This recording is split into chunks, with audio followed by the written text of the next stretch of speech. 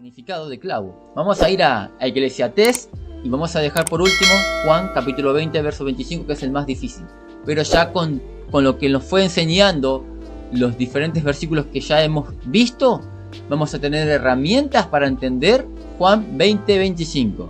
Vamos a ir a Eclesiastés 12:11 antes de ir a este versículo difícil que está en Juan.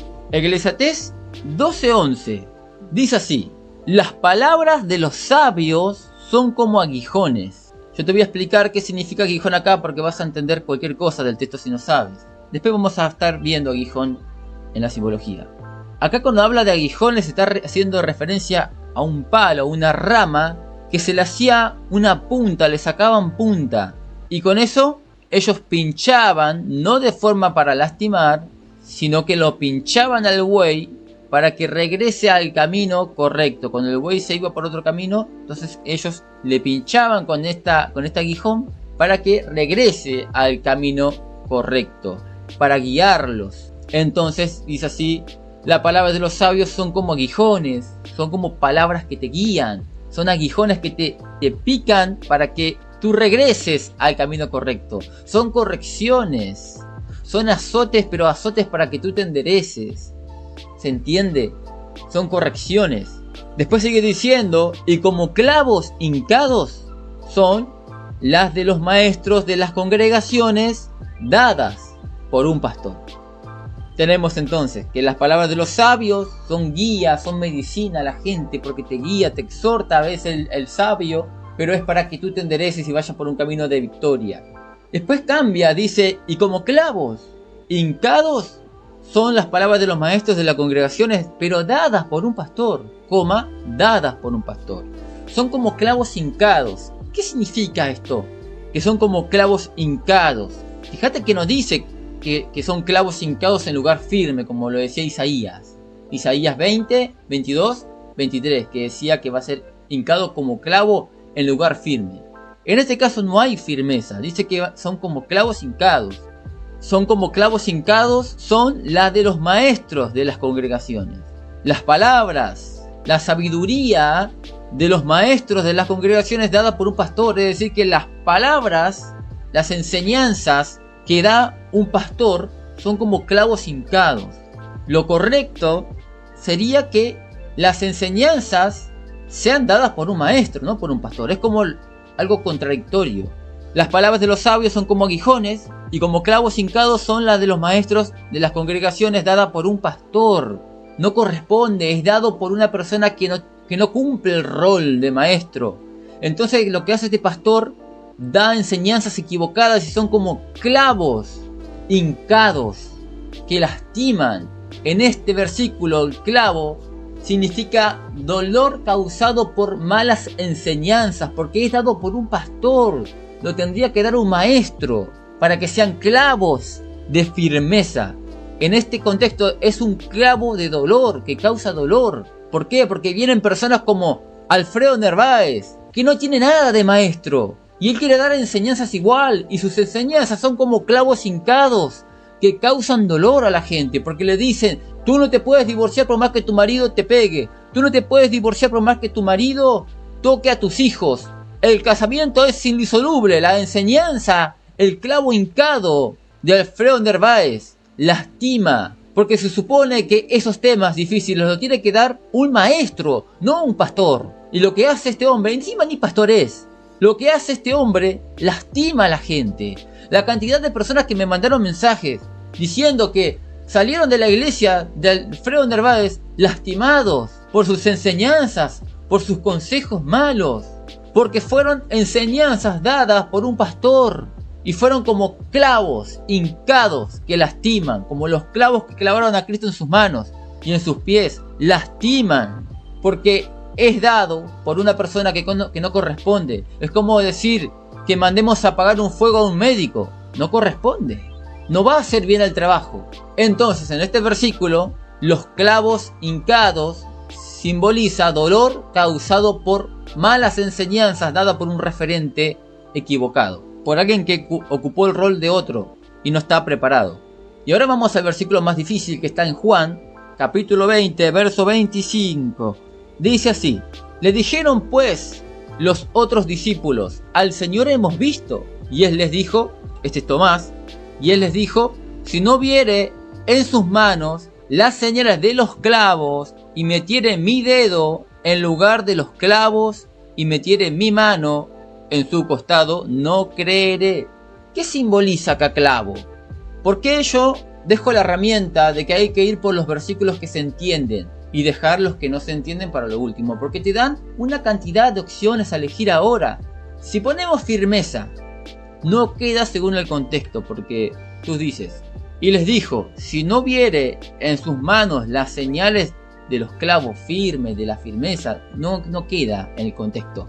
¿Qué más simbolizaba clavo? Firmeza de maldición, no quedaría, porque Cristo no fue un mal ejemplo. Entonces firmeza de maldición no, firmeza de bendición tampoco, porque los clavos que le clavaron a Cristo no fueron para bendecirlo, fueron para lastimarlo. Entonces recuerden que en Eclesiastés los clavos también simbolizaban dolor causado por una persona que no cumple el rol. Entonces en este versículo está simbolizando dolor. Dice: y les dijo: si no vieren en sus manos las señales de los clavos. Los clavos que le clavaron a Cristo fueron clavados por personas que se creían maestros, pero no eran maestros. Ocupaban el rol que no le correspondía y lo hacían mal. Al vos estar en un lugar que no te corresponde, vas a hacer mal el trabajo. ¿Qué hacían los fariseos y los maestros de la ley? Supuestamente maestros de la ley.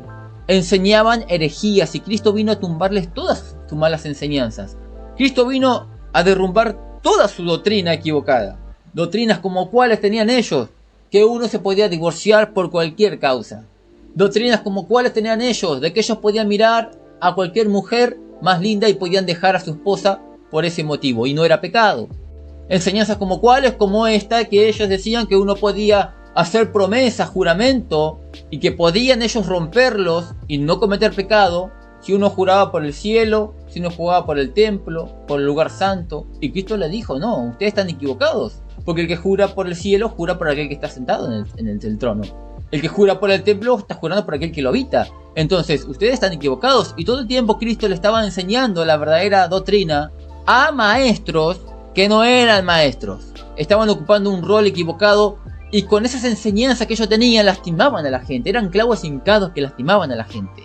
Acusaban a aquellos que no se lavaban las manos antes de comer de pecadores. Cristo vino a tumbarles también esa enseñanza, que el pecado no es porque uno come con manos sucias. ¿Es tu buen hábito? Sí, es un buen hábito, pero no me digas pecador porque yo comí con manos sucias.